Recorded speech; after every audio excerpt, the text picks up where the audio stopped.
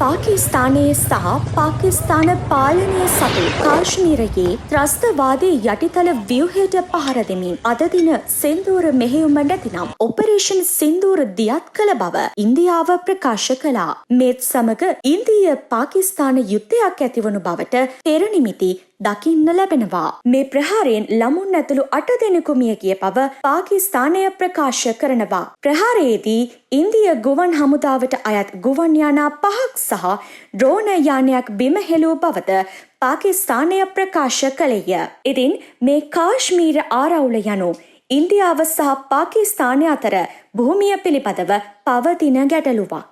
1947 දී බ්‍රිතාන්‍ය පාලනයෙන් පසු ඉන්දියාව බෙදීමේ සිට කලාපයේ විවිධ කොටස් පාලනය කිරීම සහ හිමිකම් පෑම මෙහිදී සිදුවන අතර චීනයද විටින් විට මීට සම්බන්ධ වේ.